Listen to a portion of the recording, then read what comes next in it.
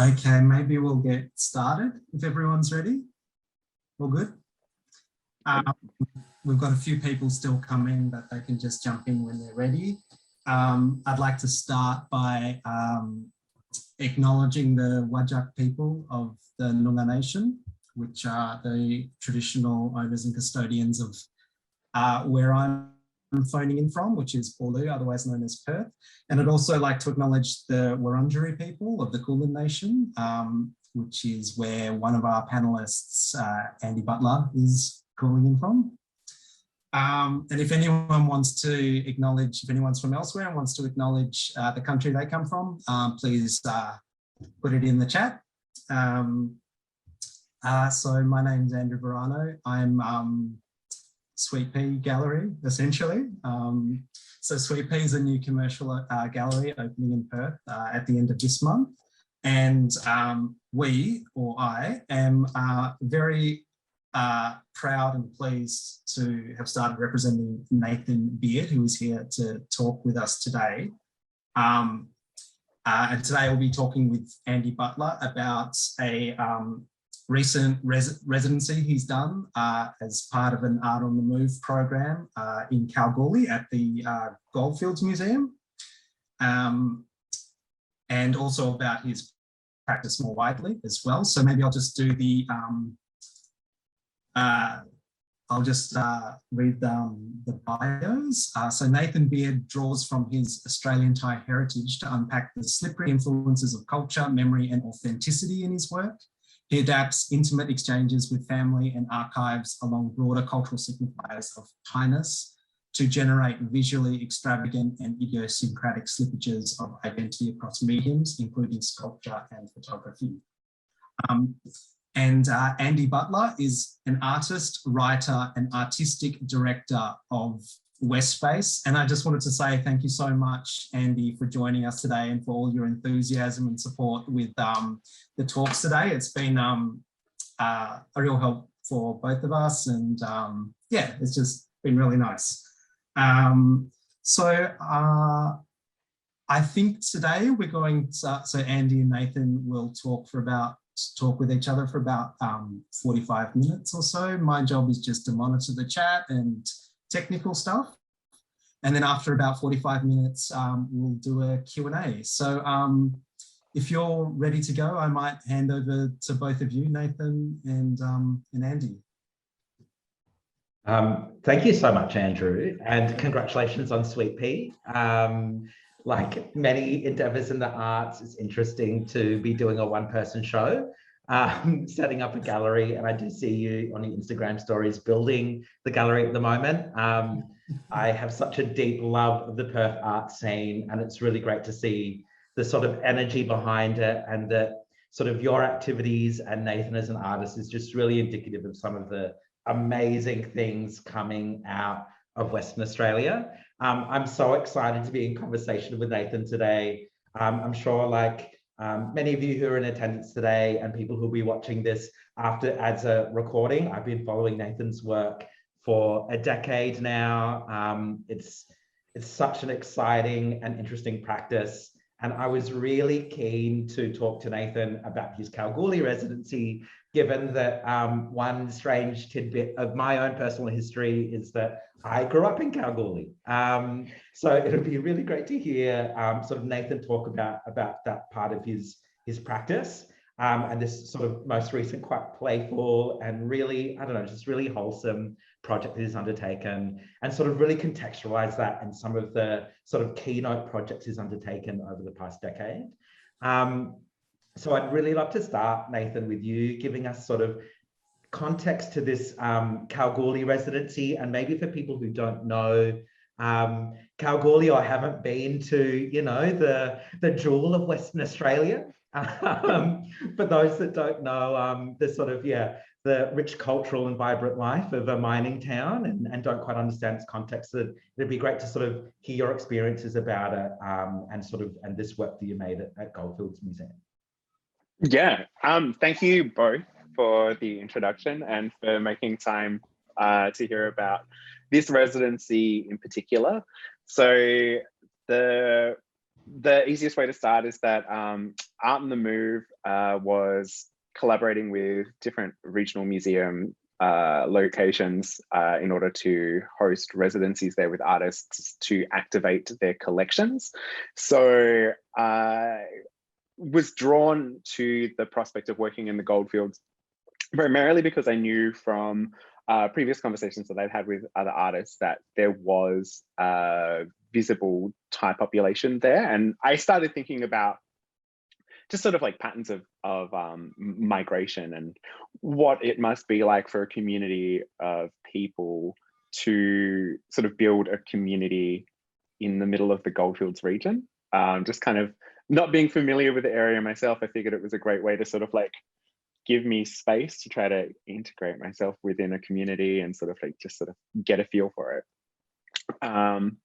The easiest angle into understanding a bit about the Goldfields history was doing a sort of deep dive into the photographic archives there. So as with most sort of like gold rushes historically, there's a lot of documentation that sort of took place, photographic documentation from the sort of like late 1900s and the early 20th century by that are in the collection, in the Dwyer and Mackay collection. So these were primarily documenting studio portraits and also just sort of like life on the fly, just documentary style photographs.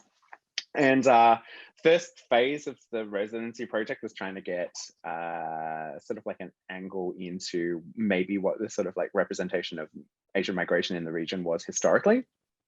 And it was very evident doing a little bit of research that this was a bit of a brick wall. So there was an anti-Asiatic league that was established in Kalgoorlie to sort of stymie migration, particularly from China. So there is evidence of Japanese and Afghan migration, particularly through camelers and sort of like merchant trades in the region in the Goldfields, but no one was participating within the context of like the mining industry in its sort of like early stages. So it means that there was sort of a scarcity of photographic representation to try to like build upon. So traditionally, we'll get into it a little bit later, but the way that I've sort of like built upon archival research is kind of like looking at photographs and then trying to sort of flesh that out. And yeah, so there's a couple of instances like this slide here of Japanese laundry merchants in the Goldfields. And then the only sort of studio portraiture really of migrants in the region, in the Goldfields region, were indexed photos. So they were very much more formal, and something about them just kind of the context of it historically just sort of seems like this ethnographic gaze kind of being cast upon the subject there as well. And then yeah, so it was a bit of a hurdle to try to sort of come up with a creative project in the context of it, because it kind of put a roadblock on the sort of initial investigation. But some of the more sort of elaborate stage studio photography that you can see here is a bit more in line with like a majority of the sort of playful stuff that builds up in the archive. But what was interesting is just kind of like this idea that there were probably more photos in a studio, a photographic studio setting in the early Goldfields of people dressed up in sort of Oriental costume than there were actual Asian subjects. So, sorry, on the left here, is that, yeah. So that's not Asian subjects, that's people in an Oriental sort of garb. Yeah, I think the way that the photograph was catalogued was something along the lines of like 9 girls in Chinese fancy dress, and then the kid on the other side is a little boy in like with a Fu Manchu style moustache and all that sort of stuff. So, you know, just like frivolity, just fun and games.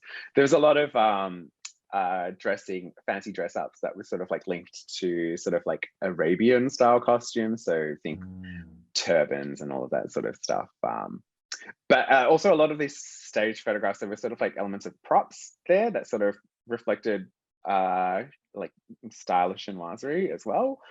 So you had like paper fans and feather fans, like oriental fans, parasols, and Chinese screens in restaurant settings as well. So there's sort of like an aesthetic influence in the region there. One of the first things I kind of like try to clock when I'm in a town like this is just sort of evidence of like Asian population through things like pawpaw or banana trees in like front yards. It's sort of like a way to sort of like get an insight into a sort of like a community demographic. Like maybe there's some Southeast Asians that are around here, if that's the sort of vegetation that's in the front yard. And what was it like going there? Sort of, did you clock much of a Southeast Asian population? Because I know in my time there, it felt very much removed from anyone who wasn't white.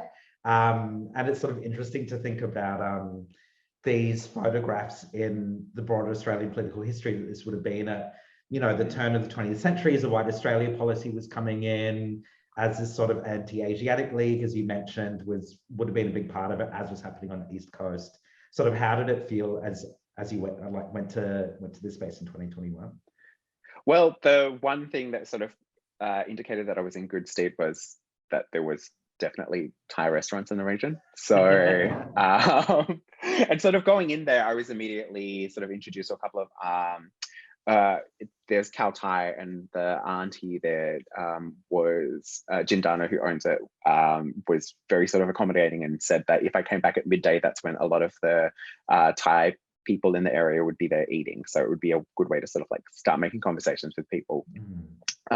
Coincidentally as well, at the Goldfields, the Museum of the Goldfields, 4 of the cleaning staff were Thai as well. So that was just sort of like being handed a sort of leverage with the sort of community angle of project or research that I was trying to build while I was there as well. There was one Asian grocery store that was on Hannon Street, which I sort of found out from one of the Thai aunties that I befriended, was the only shop that was there in '95 when she moved to Australia.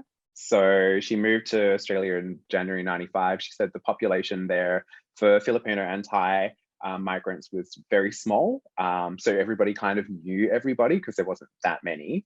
But she's been there for long enough now that she's said that, you know, there's large enough, you know, pockets in the population there that you don't have to be in everybody's business. So it's progress there. Yeah, and I think it's just sort of like an interesting sort of angle into, yeah, like you were saying, broader conversation around sort of like political issues dealing with migration and that sort of stuff. One thing that I was thinking that the photographs sort of like, especially like the documentation, the evidence documentation in these archives, is this idea of like representation, depiction being a form of privilege, essentially. You know, you'd be paying to be partaking in these staged studio environments. So it's essentially a form of like, it's a frivolity, it's a luxury. It's like, you know, one of the things that you would be able to do to kill time and like build a cultural activity out of early Goldfields lifestyle. So what then gets absorbed into the context of an archive of a museum that's set out to record history of a region as well, it kind of skewers towards this sort of implicit, you know, privileging of a particular demographic within a population, you know, regardless of the, you know, the anti-immigration context as well. There was evidence historically through like birth and death records of, you know, Asian people there. With the Japanese population as well, like a lot of the early Goldfields population from Japan were involved in the sex work industry as well. So I think a lot of that information is just sort of like relegated to sort of, I don't know, more inaccessible forms of archiving. So I think the way that my brain was trying to process the sort of density of this imagery was sort of like fixating on trying to build a screen or some sort of a space within the museum where I could kind of incorporate the historical photographic digging around with sort of a more community-minded effort, an approach to sort of like getting to know the Thai people there.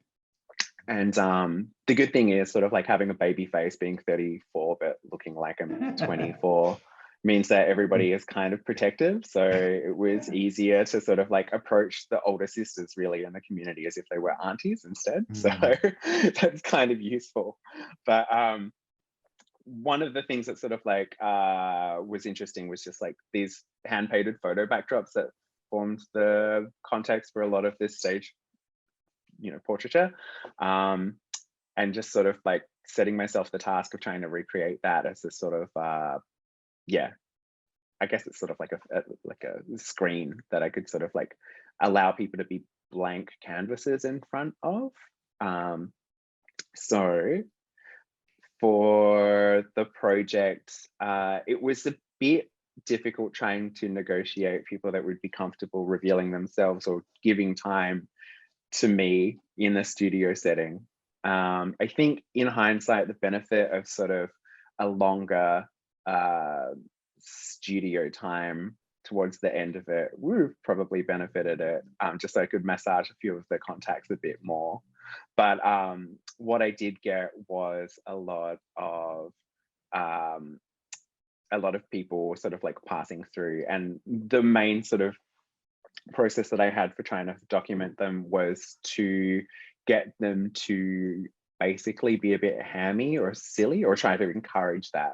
I think the idea of like trying to have people, I just basically wanted to push through beyond that sort of like stoic presentation of those Japanese migrants in the archive collection. So I think imbuing a sense of personality on the subject was a way to try to subvert that gaze. And it would sort of speak to sort of like, with a lot of the people I was having a lot of conversations, particularly with cleaners and this group of friends that I made there. The process was, talking, getting to know them over a couple of days, spaced out over a couple of weeks, to just sort of like be on the same level as them.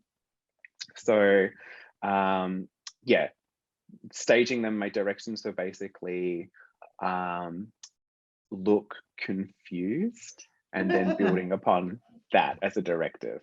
Yeah. It'd be great to see more of those photos, but I love, Nathan, this sort of I don't know, it's from my own experiences in Kalgoorlie, in the way that you described early 19th and late 20th century history, there it is actually quite dark, given that what Kalgoorlie is probably, this is such an amazing photo, what Kalgoorlie is known for is its mining, its racism, and the fact that it has one of the earliest legal brothels in Australia. And so then to work with this community in a way that's like wholesome and playful and sort of building off that quite, a history that has really dark undertones is beautiful in the way that you capture them in these portraits.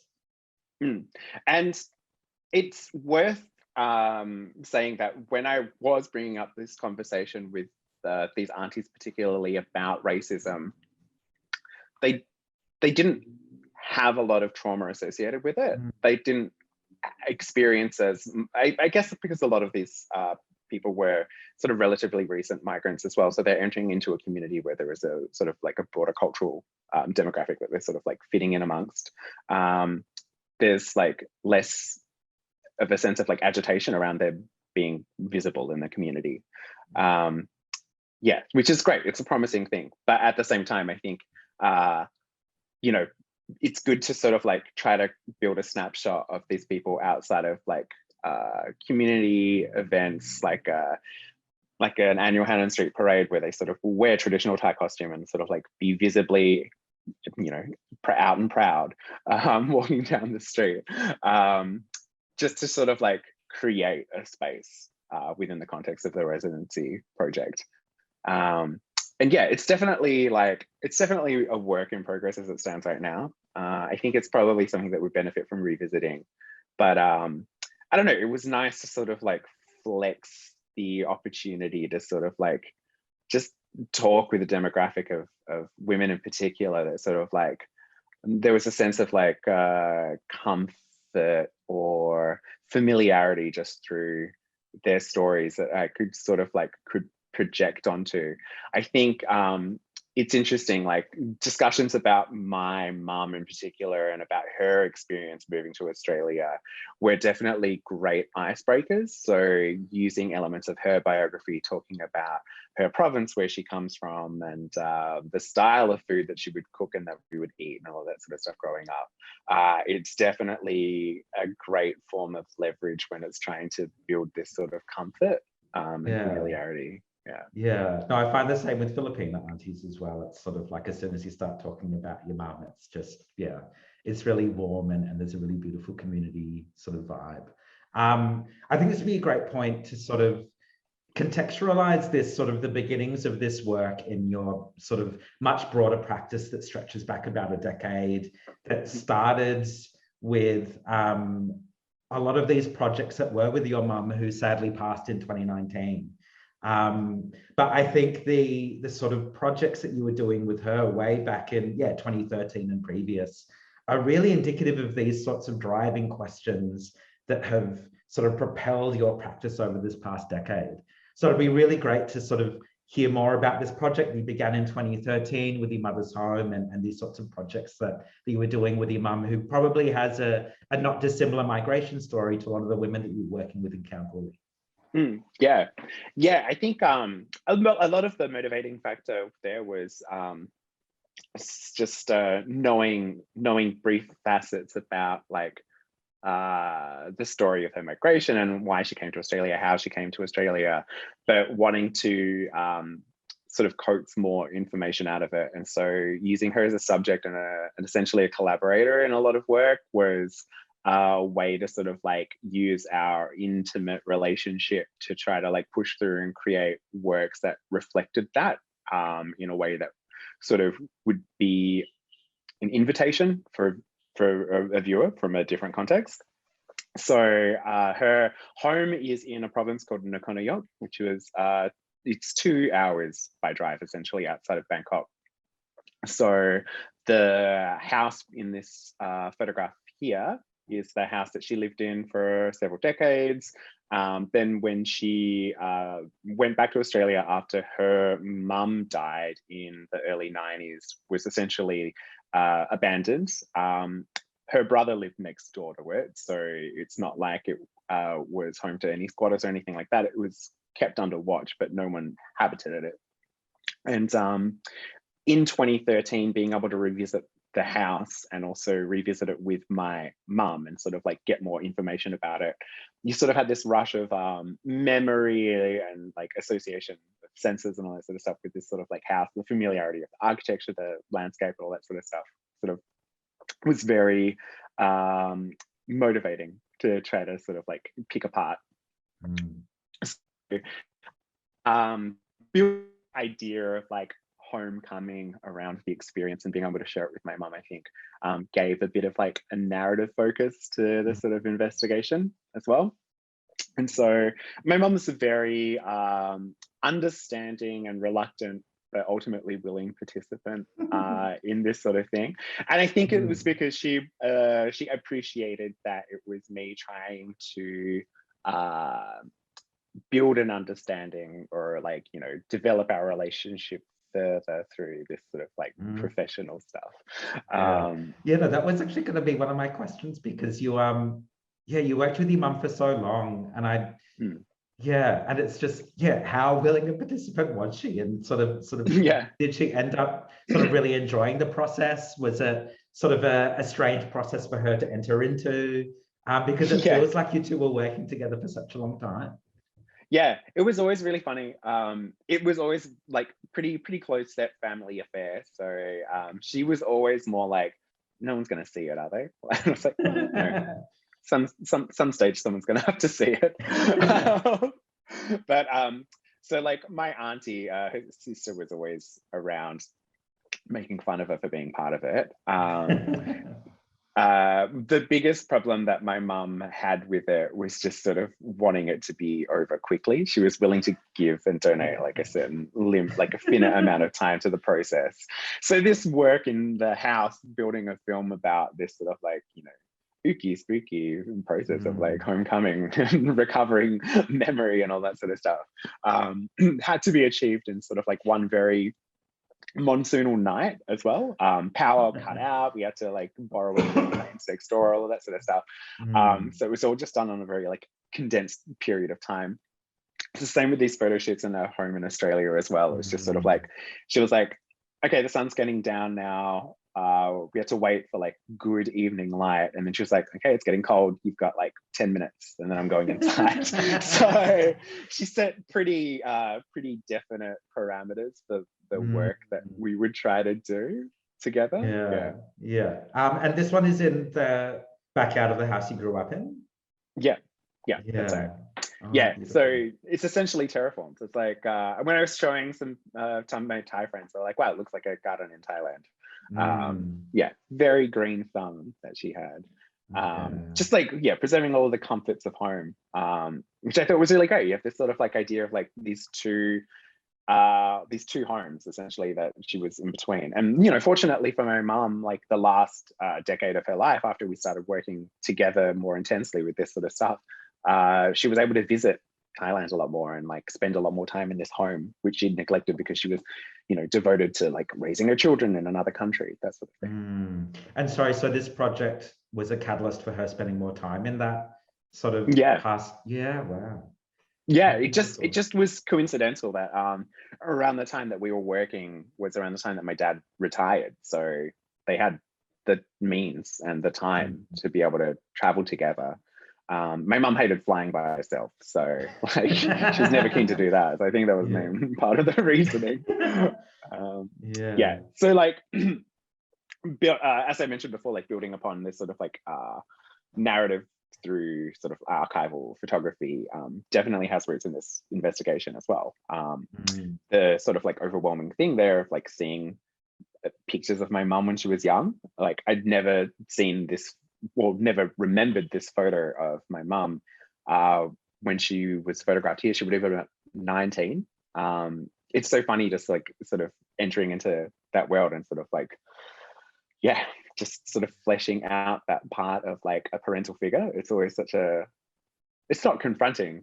It's just like it's just, I don't know. It sort of like builds an extra dimension there. Yeah, I'd love to sort of spend a bit of time with this series that you spent like quite a few number of years working on, sort of embellishing family photos with these Swarovski elements, because I think it sort of speaks to, in the previous works that you were talking about with your mum and her family home, there is a sense of hauntingness to some of these works, but I think also the playfulness that really comes through in other elements of your practice, because I know that in some of these Swarovski crystal works, there was sort of references to iPhone covers and all these different things. But in this one, I've just always found this work, it's just, this strange hauntingness to it. And like, not in a bad way, but also tawdriness to it. Like this, I'd really love to hear you speak more about it. So this series of work in particular, it was just sort of like, I know that there's a particular material quality that, vintage, older photographs have, and they're very easy to map and project expectations onto. It's why it's such a just sort of like, it's an evergreen field of exploration for a lot of artists, just like working with like found and archival imagery. With these works, you're right, it's about sort of inhabiting this process of embellishment with a really sort of dexterous or flexible approach to influence. And a lot of this sort of, tawdriness comes from this idea of just inherited taste. This idea of like, I don't know, it's a pretty common thing with like, especially a lot of like Southeast Asian households, right? This idea of like, you create an aesthetic in a house that reflects just sort of like a range of like color and shiny objects and that sort of thing. It's just sort of like, there's not a sort of like pretentiousness about just sort of like displaying something because it makes you feel a certain way because it looks nice. My mum definitely embodied that. my dad always said it's because she was born in the year of the rat, so she's always like picking up things, hoarding them, like putting them away and all that sort of stuff, you know. Yeah, just sort of like it just ends up this accumulation, this layering of just sort of like, yeah, objects and influence, and a lot of it relates so much to just sort of like this sort of domestic household shrine culture as well, and just sort of like the surfaces and details and that sort of stuff in there. But like a lot of these like panels of like you know, black and white forms, they're like directly inspired by just like going through marketplaces when I was in Thailand around the time that we're making this works, and just like seeing people just sitting there bored under a fan, just sort of like hand stoning mobile phone covers for like, I think it would have been like an iPhone 5 at the time, something like that. Yeah, just sort of like building upon that and sort of like poaching that sort of as a process, just because it spoke one to that sort of window of creation, that period of time when I was sort of like accumulating this material. It just seemed like a very organic way of sort of like, yeah, bringing that process back into the process as well.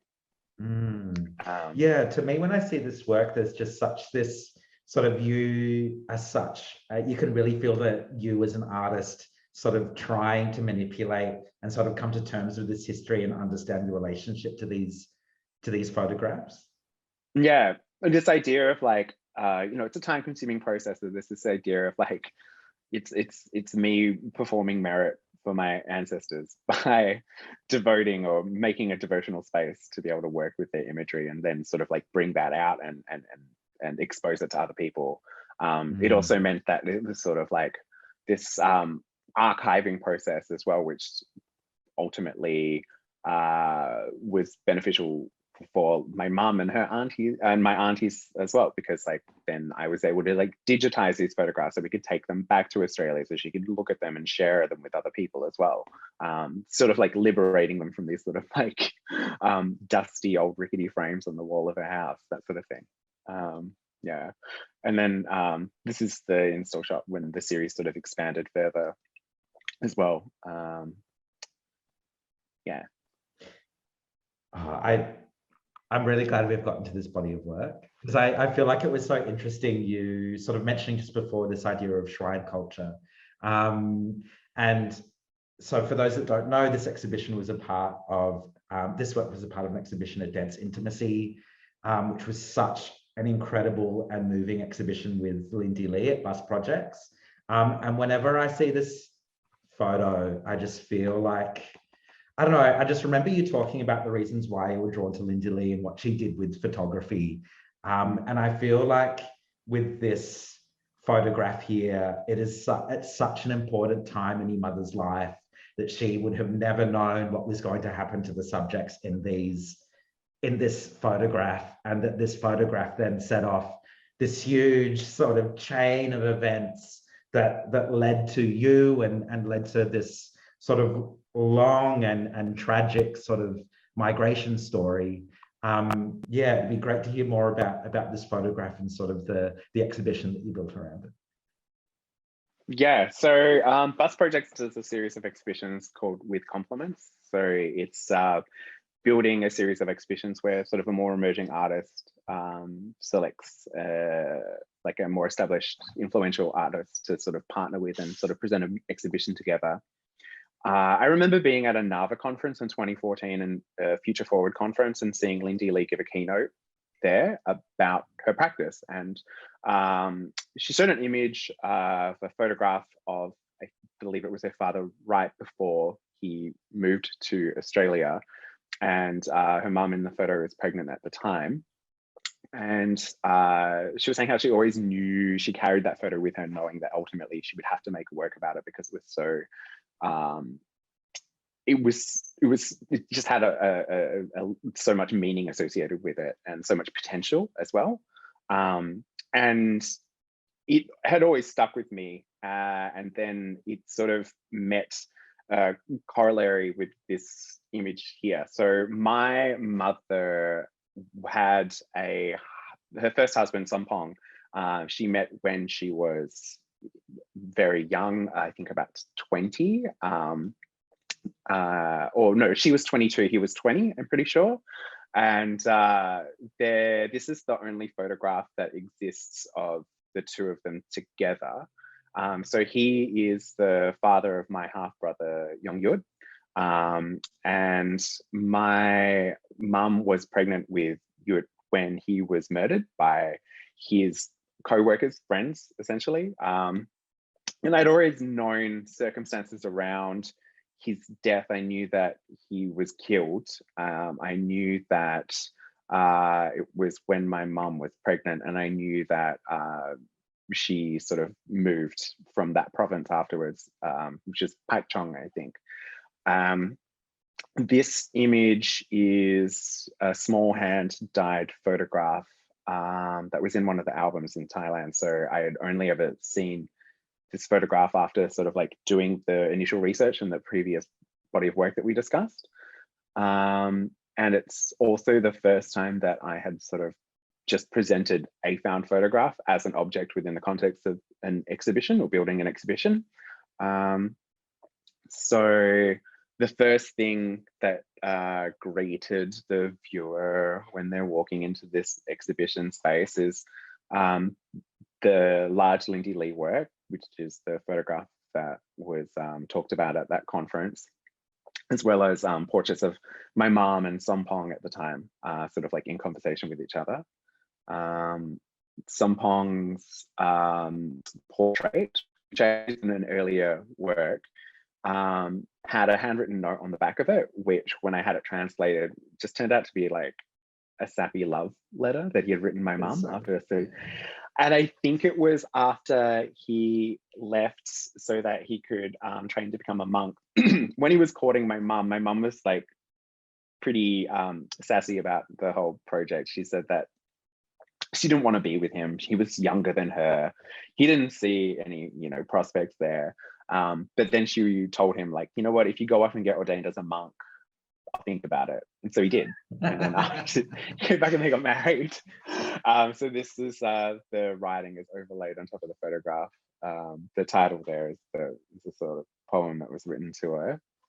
And then it's just sort of this body of work was the last time that I took a trip with my mum and sort of like was coaxing information out of her through interviews and just traveling together just to build a body of work.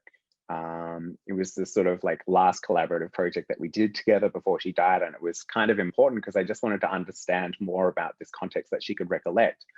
I had more sort of like ambitious goals in mind for the show. I thought that maybe we'd be able to access some sort of like police archive or news archive in Nakhon Nayok, in Pakchong, those provinces, when we drove to them. But the evidence was just sort of churned through and destroyed after a period of time. It wasn't archived at all. So even though the story was pretty big back in the day when it happened in, gosh, I can't remember now. It just doesn't sort of have a paper trail. All that was left was the memories in the community. And so the body of work just sort of like ended up becoming a sort of like rumination, a sort of meditation on just sort of like hovering around this idea that this is such an instrumental shift in my mother's life. If she hadn't lost her husband at such a young age, she would have stayed in Thailand and continued to raise a family with him. If it wasn't for this sort of like origin of this trauma in her life, wouldn't have led to her moving to Bangkok, meeting my father, moving to Australia, giving birth to me. So yeah, this speculativeness of just trying to like build a narrative out of it. Yeah, it was just sort of, yeah, really important to me. So it's timing wise really fortunate that we got to build this work together and research it together at the end of 2018 together. Yeah. Yeah, I love the way that you talked about potential and images, because there's just, yeah, the first image that you showed is so imbued with meaning and history. Looking back on it now, sort of the events the sort of tragic events that led to you being born in Perth. Yeah. I should went back to, so the context of his death was that he drowned essentially. He was tied up and left in a dam side. So he struggled and then he drowned. And so there's imagery of him in these archives which build a portrait of a guy. My mum was saying how like he loved Western style clothing. He loved like cowboy culture. He played the guitar. He had this pompadour. Like he was really like, you know, into that type of thing. So the more conversations that we had, this sort of like, yeah, the context that was given to these photographs, which, you know, when I'd previously gone through and I just sort of like had no historical context or clues about them. So I wanted to, yeah, work with the surface of the photographs using this dichroic film to try to like give a sort of, yeah, unknowingness, a shimmering sort of like potential to the imagery as well. Yeah, I think that just really comes through in the materials that you've used in these images of Sompop. What's the film that you've put in front of the images? Because it creates such an incredible effect when you see them in person. Yeah, so it's dichroic film, which is used mainly for industrial purposes, just to like make interiors pretty. It just is one of those things where like from a certain angle it looks like a certain metallic mirror finish color, and it projects like colored light behind it, and then when you shift it changes color, so there's warm and cool variations of it. Yeah, and I just liked the sort of slipperiness of that as like a surface detail. Yeah, just a way of sort of like colorizing the photographs, you know, the backs of them in a sort of throwback to that hand tinting of that initial found image that's presented in the show as well. Also with the cool tones, it does look remarkably like the surface of the dam water when we went and visited it that afternoon as well. Just the way that it's reflecting the sort of like blue and oranges there as well. There was sort of like a material throwback to this as well. Yeah. So this video. Yeah, I'd love to, before we sort of dive into the final part of this talk, I'd love to just sort of mark this amazing dance intimacy project with more context of this video work that was sort of really quite central to the exhibition and gave such a voice to your mother's story. Yeah, so it was about we'd shot a couple versions of an interview with her, just me needling her for more details and to try to tell the story as chronologically as possible that she could recall. And then within that process was visiting key sites in those interviews. So we shot an interview once, then we planned a road trip to Pak Chong to visit where her old house was, visit the temple where the funeral was, visit the shop where he worked, the dam site where he was killed. And over the course of the so all of that sort of like location footage was scouted in a day. Then when we shot another interview after that, where I basically got her to retell the story, so it was kind of influenced, more fresh in her mind by the trip that we had just taken. And so it's that secondary interview which is then spliced together with the footage that sort of like animates it, and it ultimately builds this kind of speculative imprint of what would her life look like if she'd stayed in Pak Chong, because we're visiting all of these sites now look vastly different to 40 years prior when she was living there. So yeah, that's the context for this video. We shot it late in an afternoon. It's very swampy and muggy, so she's feeling quite lethargic. The thing I miss the most about her is the sort of huskiness of her voice as well. When she would talk, when she would get tired, her speech patterns would slow right down. So this interview is very much a snapshot of that as well. Yeah. Oh, beautiful. And we're at the time, I feel like we can spend the sort of last 15 minutes allotted for this talk to sort of going through the work that you've made over the past couple of years that sort of diverge a little bit from this sort of really heavily family related work. It'll be great to hear you talk about white guilt and the sort of later works that have come from this. Yeah. So after such a sort of like heavy period of research, it was definitely important for me to kind of like lean back into a body of work which is more like a palette cleanser in tone. And also to privilege and a sort of in the context of a body of work, my own sort of like approach to like Thainess. The central sort of like thesis of my work, if you can call it that, is this idea that like Thai culture is not authentic. Like it's constantly like evolving and pulling from various like sources from other countries. There's like complex histories of like colonization that feed into that as well. And sort of like the way that Thailand sort of like prides itself on having never been colonized as a Southeast Asian nation, all that sort of thing. It's complicated by globalization. It's complicated by like migration and all of that sort of thing. So for me, this idea of like the version of Thai culture that I have that's like imported to Australia has a sense of like an authentic about it, but it's also like riddled with like a range of sort of like questions and that sort of thing. So one key thing in Thai culture that is drummed into you literally as a child is like the wife. So just the way that you greet everybody, it's a sign of respect. It has its origins, I think in the 12th century, as a way of like showing both of your hands to prove that you weren't armed. When I was a baby, and every Thai woman that I've talked to, when they talk about their children, they bend the fingers back of their babies to give them more like flexibility in their hands. Like it's a really common thing. So knowing that hands kind of had this like very specific cultural connotation, but it was easy for me to project like this experience of like being really reluctant to perform it because I wasn't I was just like a bratty child, you know. I didn't want to do it. It felt like I was a monkey. It felt like I was performing, and I was uncomfortable doing it because I wasn't sure if I was doing it right. It was the visible marker of otherness, you know, like in the early 90s when you had a lot of sort of like panic about like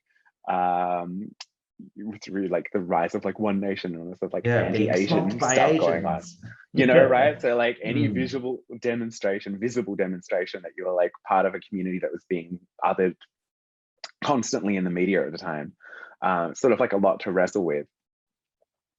So it's just taking things as basic as like stock footage of hands modeling, hands performing different like positions of Thai dance and all that sort of stuff to sort of like angle in at this sort of thing and unpick that thread through, just a range of works. I was influenced by this symbolism on the potential of like orchids blooming as like a symbol as well as like a national flower of Thailand, and what the association of is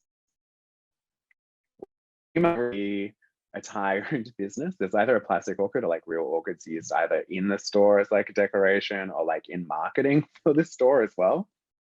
The amount of times like you'll see massage parlors or nail salons or any sort of spa like that, that's just sort of like Thai-owned and operated, and it's always like a purple orchid just sort of like, you know, front and center, placed in that visual strategy of sort of like proving authenticity, like marketing an authentic experience.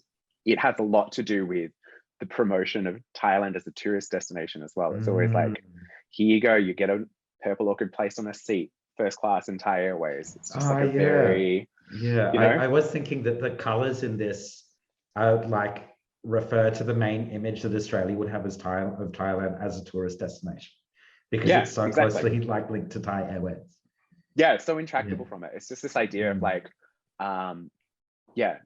the cultural sort of ministry sort of like really takes it on board as like, it's a pretty aggressive form of branding and association as well. So yeah, that's reflected in the installation at of White Guilt, initially presented at Cool Change Contemporary in 2019. Was just trying to layer photographic imagery with sculptures of my hands, performing different gestures, accenting them with like unwieldy nail extensions.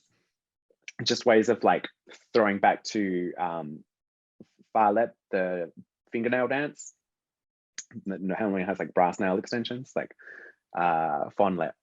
I think that's how it's pronounced. Yeah, it's just sort of calling back to that, but also building in just sort of like within the show, just studies of statues from museums whenever I was encountering Buddhist statues in museums, especially in Singapore and in Britain. Just like the prominence of like different hands gesturing and all of that sort of stuff as well. Speaks to very specific forms of Thai arts and crafts as well. Sorry.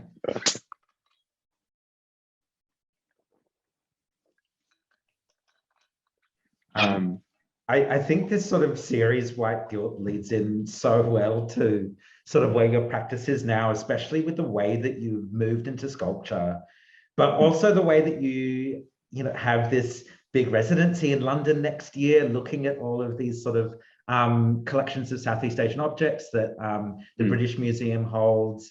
It's just, this is such an interesting place to sort of end and wrap up this talk and thinking about your practice, because I feel like these sculptures that you've made over the past 2 years just really condense all of these different strands that you've been investigating for the past number of years. Yeah, it's I like working in this sort of 3D way of being able to bring in visual representations, different signs, signifiers of this idea of like Thainess, and it's a really liberated form of making, just thinking about the objectness of a thing, of a form. It allows me to be more playful in the work as well, and I think relaxing into that sort of like playfulness and sort of being able to work more materially, like being led more by material processes, is just kind of like a good spot for me right now, creatively, imaginatively, all that sort of thing. So being able to pull from different influences from like pop culture, as well as sort of like elevated culture within like a museum setting and all that sort of stuff. It's just sort of like, there's a lot of potential in it, and it's like it's pretty ongoing as well. Yeah, it just allows me to sort of like remix influences in a way that's kind of different to the sort of like more earnest pictorial stuff that I've been doing. Yeah, I feel like these are the ones that I've seen in real life, and I was so blown away by how lifelike, but also like absolutely fake the hands look, like the way that you got all of the sort of palm lines, but they were also like glittery and definitely looked like a prop. But I'd love to sort of get an understanding of the different sort of symbols and materials you've brought together in these pieces in particular, because this sort of brings together so many different strands in each sort of different material element. Yeah, so there's definitely sort of two strands of thought here. It's like evocation through excess and building and layering of materials that relate to sort of like spiritual paths in Thai culture. So the orange robes made from fabric that was purchased like with the intention to be used as monks' robes, and then so they're hand stitched as garlands, the type that you would see. This sort of like throwback to Lukton concert of Pumpuang, this Thai sort of folk country artist. I remember seeing videos of her like getting these garlands, like fabric put around her neck, and then there's the fruits that are cast on there are made from wax from Buddhist shrines as well. Sorry, and then the found objects themselves are all sort of like related to like visual markers of Thainess and with the orchids and the fish store, so they're pretty synonymous with it. But then the fleshiness of the silicone is sort of like a way of like expressly communicating like queer narrative in the works as well. This sort of idea of like, you know, limp-wristed hands, that sort of stuff, and what potential coded meaning is in there as well. It's this idea of like querying, as in queering, sorry, queering sort of this investigation into like, I don't know, this cultural fluidity, hybridity. The two narratives overlap really well. Yeah, just being able to contrast like hard and soft materials, like the steel forms that are fabricated here to like restings, kind of have this like bodily association with them as well. We think of like, there's like old Popeye cartoons where like olive oil is just kind of like flopping her arms around and that sort of stuff. So it's kind of like that type of thing, like frozen in them as well.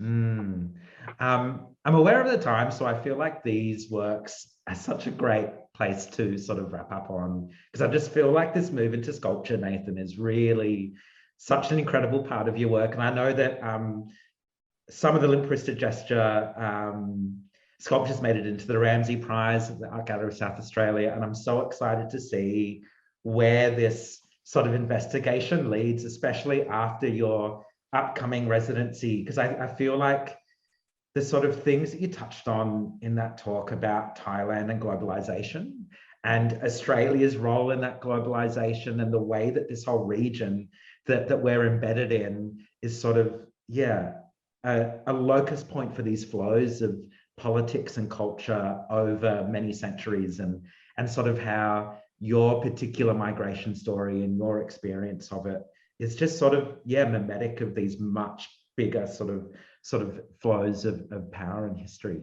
And I just feel like the intimacy in your work and the sense of humor is what really keeps on drawing me back to it. So thank you so much for giving us an insight into your practice. And it's so great that Sweet Pea has brought you on, and that Perth has more sort of energy behind it in really hustling and trying to amplify the incredible work that has been coming out of there for decades. So thank you so much as well, Andrew, for the work that you do with Sweet Pea. Yeah, and that was, yeah, lovely. And thank you as well, Andy, for assisting today and with the talk. Yeah, really appreciate all your effort and work with it. And yeah, I feel like I've just scratched the surface of everything. There's one thing I like about Nathan's work is it's so like visually striking, but it's so like everything behind it is so dense and layered. And yeah, I feel like this has been a real good overview of your practice, Nathan. Yeah, so thank you, Andy, and thank you, Nathan. This is obviously Sweet Pea's first event, really. So I'm super keen to get feedback from everyone who's sat on watching. So please feel free to message or to email with any feedback. Hopefully we'll do more of these in the future. Is there anything else to add before we sign off? I should say that, Andy, when you mentioned like sculptural stuff, that's definitely a sneak peek of the work that I'll be presenting at Sweet Pea first up as well. Yeah, do we sculpturally driven. Do we have a couple of minutes to talk about that? Yeah, I mean, let's do it. Okay. Yeah, I'd love to. Drum up the enthusiasm. Yeah. So it's going to be a bit of a conflation of the two sort of threads that we've been talking about. So there's sort of like this idea of talking about like a broader cultural thing that's associated with Thailand, and then like an intimate entry point as well that comes from like a more family driven thing. So the best way to sort of describe it is to sort of like, I'm going to be using fruit as a metaphor, and be recreating cast versions of fruit from silicone in order to then spike and embellish like forms taken from Buddhist sculptures that are directly from my mum's shrines in Australia. So objects that were imported into Australia from Thailand, sort of that bear the sort of like patination and the sort of wear and tear of like that move, and then using those as like supports to present these like sort of squishy, soft fruit forms. This fruit is making a broader point about this idea that like something like a cultural object like a mango has to be overloaded with so much symbolic weight that it often can't withstand it. So this idea of reproducing it in silicone, which is a material that is sort of like squishy, soft, and then casting it in a way so that it will sort of like implode on itself as well when it's stacked on top of each other. It's just a sort of, yeah, it's a way of bringing those sorts of two threads together through objects in this body of work. Beautiful. I can't wait to see it come to life. Yeah, it should be cool. It's going to be called low yield fruit. So a lot of meaning in that. Yeah, great. Well, I'm really aware of the time, so thank you so much, Nathan, and thank you so much for everyone who's joined us today and for those who'll be watching this as a recording as well. Cool. Thank you. Thank you, everyone.